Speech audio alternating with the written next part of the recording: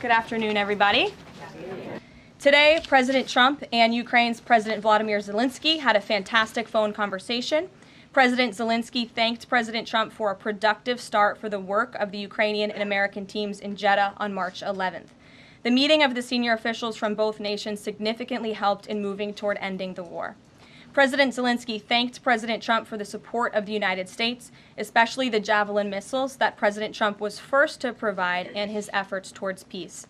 The leaders agreed Ukraine and America will continue working together to bring about a real end to the war, and that lasting peace under President Trump's leadership can be achieved.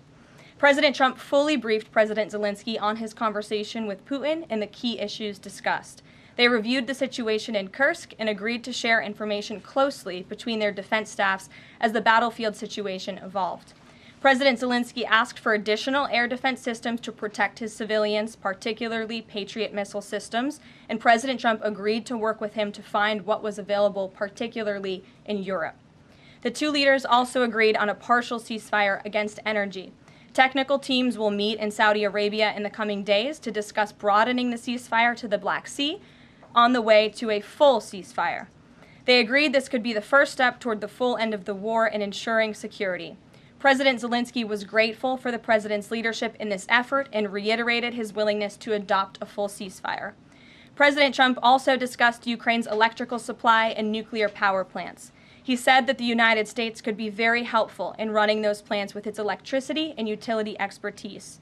American ownership of those plants would be the best protection for that infrastructure and support for Ukrainian energy infrastructure.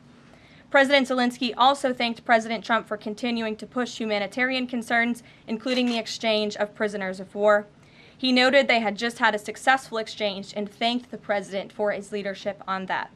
President Trump also asked President Zelensky about the children who had gone missing from Ukraine during the war. The president's team of negotiators and national security experts will be heading to Saudi again later this week to continue working on and ironing out the details. But I would just like to emphasize we have never been this close to peace, and it's only because of President Trump that we are here. I think a couple of years ago, as you all reported on the war, it was incomprehensible to have a partial ceasefire in this conflict. And today that is true because of the leadership of this president.